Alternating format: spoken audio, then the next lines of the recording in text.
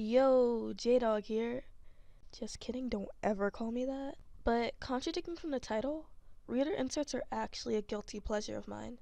Hopefully that doesn't take any credibility away from me or this discussion.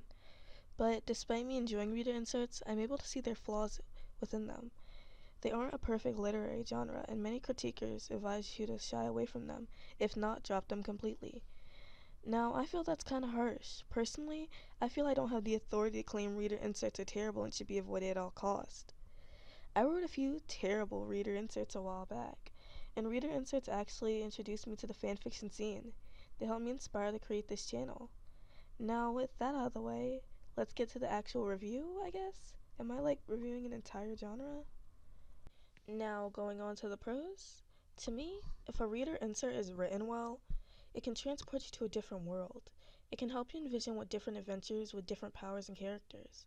That can be an amazing experience that may even help you appreciate a fandom just a bit more. They can also explore what a relationship would be like with a certain character or person. I don't think there's anything wrong with that as long as you stay true to their personalities and don't do anything disrespectful, I suppose.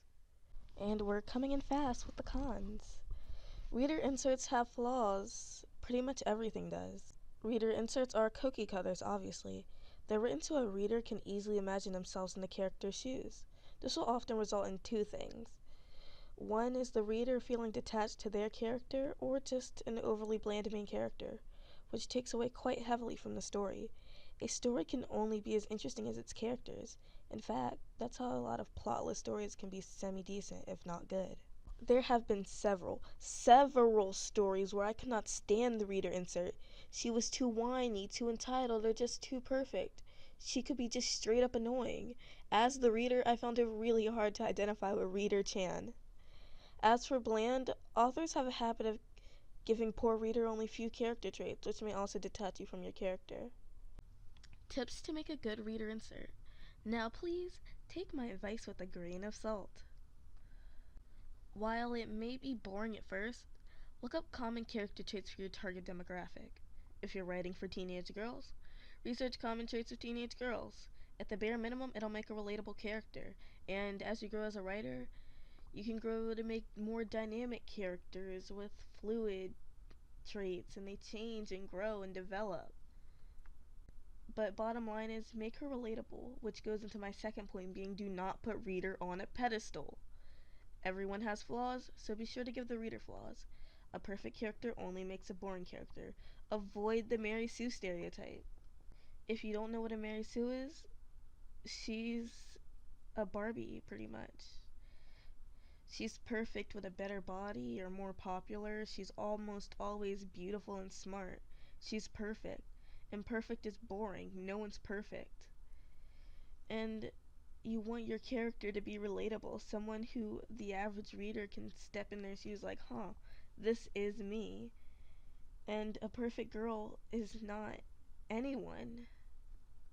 Anyway, a reader insert should be made as human as possible, and humans are flawed.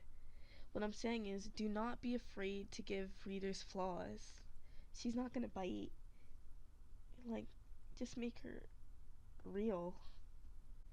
Please keep them short for my sake and others. Unless it's absolutely necessary, keep your reader inserts short. Unless it's a one-shot or a scenario story, it should not be horrendously long. Most reader inserts I've read that are astoundingly long are pretty much just filler that could be their own story. For me at least, it creates a detachment from the story. Personally, I believe 30 plus chapters is a lot of writing for a character you don't even know. This should go without saying, but keep your supporting characters in character. It takes away when you look at someone and say, hey, he doesn't act like he usually acts. I don't like that. Like, it just weirds out the reader, pretty much. I can't put it any other way. Also, be sure to clearly establish the world. If the world is set in real life, keep it as true as possible. You shouldn't set up a world to be completely normal, and 25 chapters in go conclusions and final thoughts. Now, I don't think reader inserts are terrible. If written properly, they can be a great story and experience. I guess with this video, I wanted to say that they should be realistic. Read what you wrote out loud. Does it sound ridiculous? Send it to someone. What's their opinion on it? You don't want unfunny people such as myself talking about it, right? That's all about it. Send me reader inserts. I'd love to spoon my eye out. My one eye. I only have one eye. Either way, peace. I'm out. And next episode, we should be dissecting an actual bad reader insert.